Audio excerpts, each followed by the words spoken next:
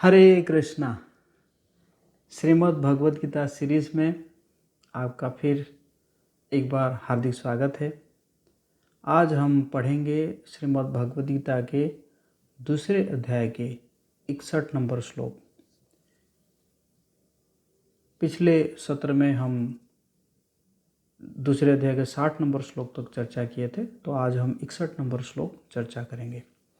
तो ये जो 61 नंबर श्लोक है, इसका टॉपिक है sense control is possible only by devotion to lord Krishna.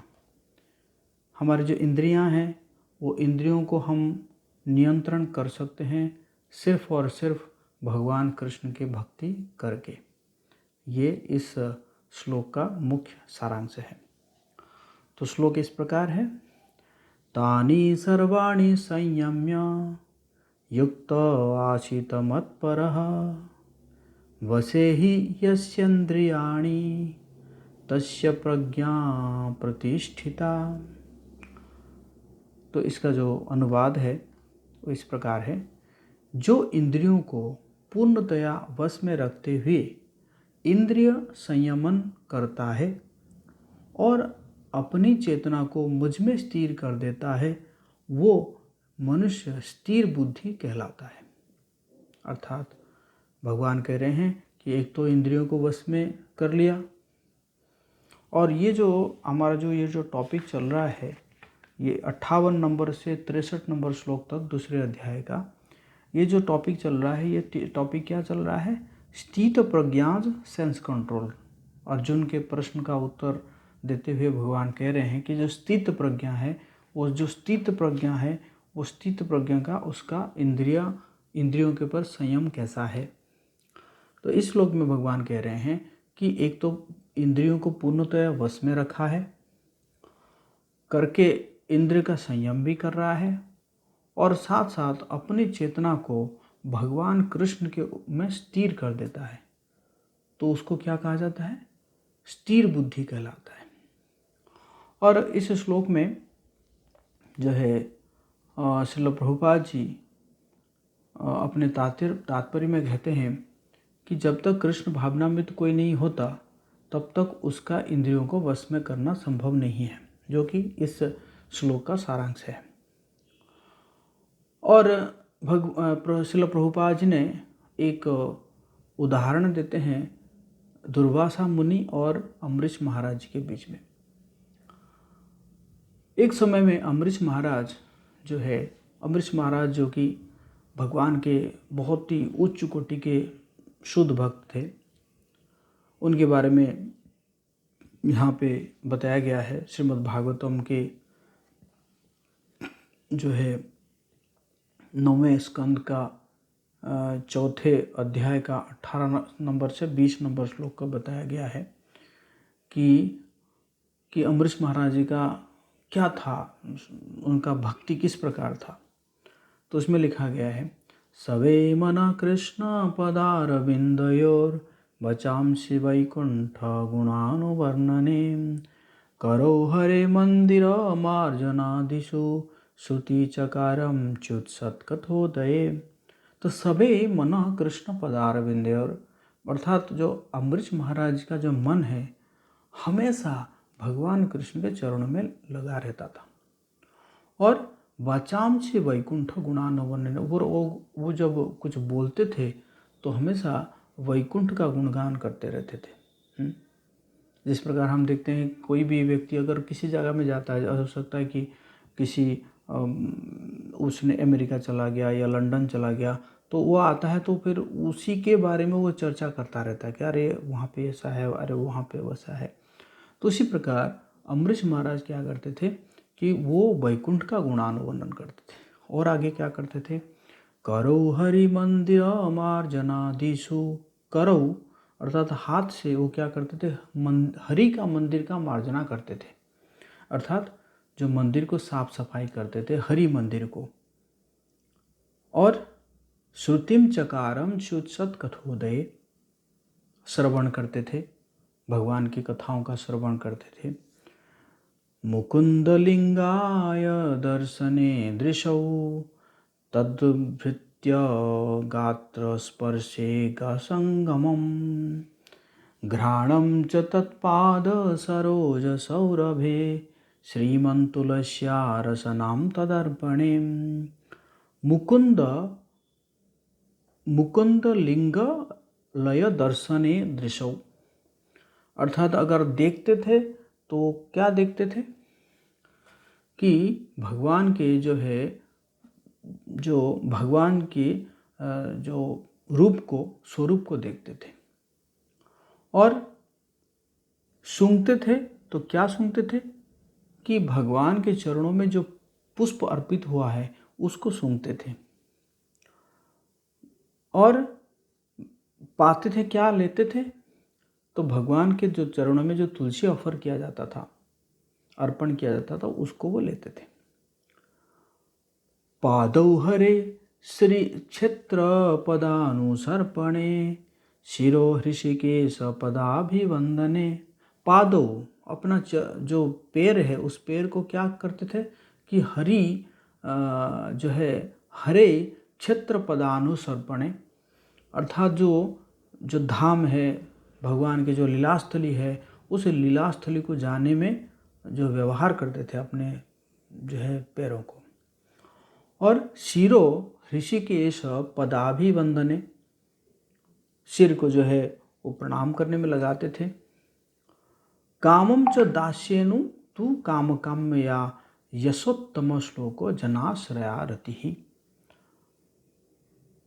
और उन्होंने इसके बाद क्या करते थे कि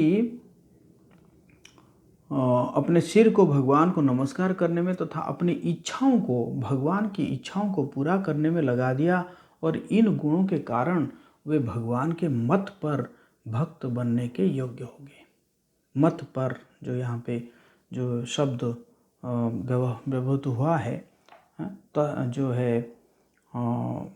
तानि सर्वाणि संयम्य युक्त आचित मत्पराः मत्परः बसे ही यस्येन्द्रियाणि तस्य प्रज्ञा प्रतिष्ठिता। तो प्रभुपाद जी कह रहे हैं ये जो मत पर शब्द वो अत्यंत सार्थक है, क्योंकि कोई मत पर किस तरह हो सकता है कि इसका वर्णन महाराज अम्बरीश के जीवन में बताया गया है। तो इस प्रकार के अम्बरीश महाराज जी का जो चरित्र था, और उन्होंने एक बार उन्होंने एक साल के लिए एकादशी व्रत रखते थे। और जिस दिन एक दिन वो एकादशी व्रत उनका पूर्ण हो जाता है, दूसरे दिन द्वादशी के दिन उनको व्रत को तोड़ना होता है।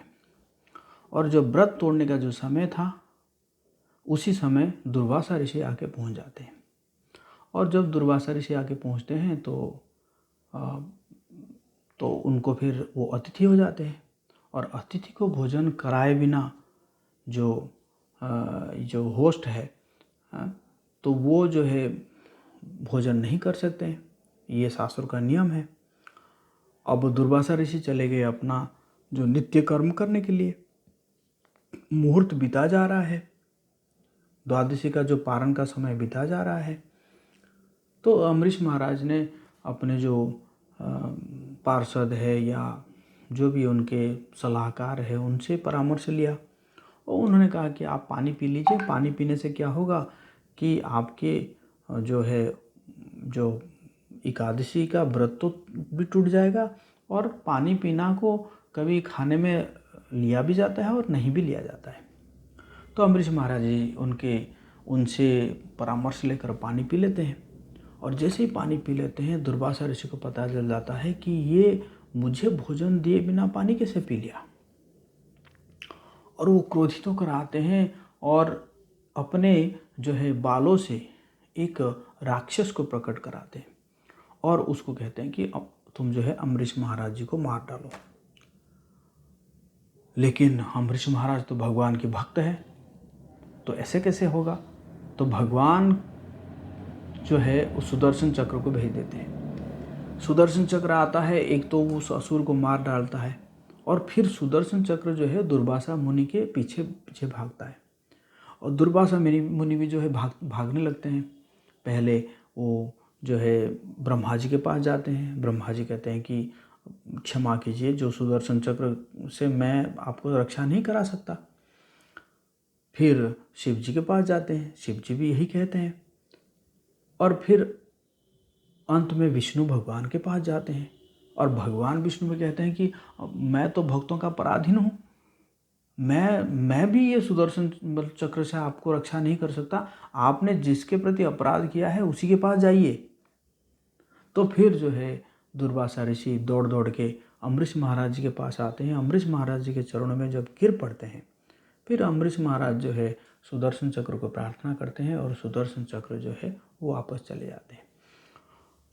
तो कहने का मतलब है दुर्वासा मुनि जो कि अपने इंद्रियों को संयम करने के लिए कितने तपस्या किए होंगे, और वो जो है क्रोधित हो गए।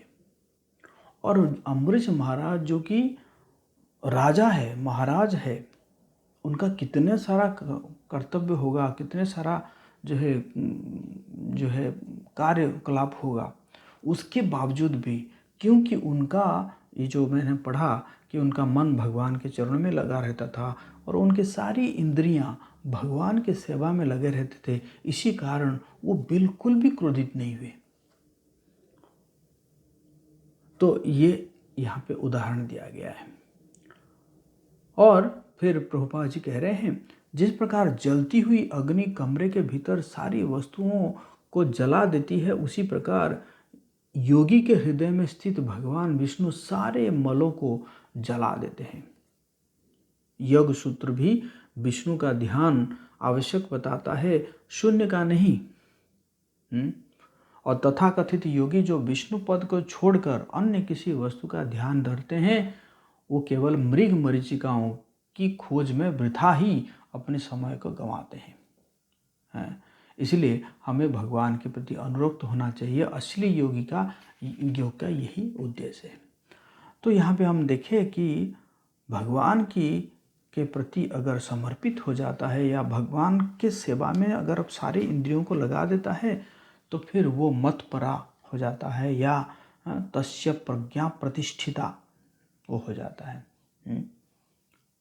और तो यहाँ पे जो है कहा गया है कि द स्थित प्रज्ञा not only controls the senses but also controls the mind and focuses on Krishna. तो स्थित प्रज्ञा जो है सिर्फ इंद्रियों को संयम नहीं करते हैं, साथ साथ वो क्या करते हैं, अपने मन को भी संयम करते हैं और अपने जो चेतना है उस चेतना को भी वो भगवान के ऊपर लगा सकते हैं। और तो मतपरा मतलब इन रिलेशनशिप विथ मी, अर्थात मतपरा भगवान कृष्ण के साथ जो है संबंध है। फिर यहाँ पे बताया गया कि when senses are subjugated fully engaged in Krishna service our consciousness is called प्रतिष्ठिता, फिक्स्ड। जब हमारे सारी इंद्रियां भगवान की सेवा में लग जाते हैं तो फिर हम जो है उनको प्रतिष्ठिता कहा जाता है, अर्थात वो स्थिर हो गए। तो इसी प्रकार यहाँ पे बताया गया है कि कैसे हम जो है इंद्रियों को संयम कर सकते हैं और इंद्रियों को जो है वो भगवान की सेवा में हम लगा सकते हैं। तो फिर आगे बताया जाएगा कि but what if when trying to reach this stage one fixes his senses on an object of enjoyment and views it as separate from Krishna service? इसके आगे जो श्लोक में बताया जाएगा कि अगर ठीक है वो भगवान के ऊपर तो मन को लगाया तो उसका तो यही हाल होगा, अगर भगवान के ऊपर ना लगा के किसी भौतिक चीज के ऊपर लगाए तो क्या होगा, तो इसके बारे में अगला श्लोक में चर्चा किया जाएगा। तो बहुत बहुत धन्यवाद, आप सब बने रहिए और इस भगवद गीता सीरीज़ का जो श्लोकों को आप सुनते रहिए। हरे कृष्णा। जगत गुरु श्रील प्रभुपाद की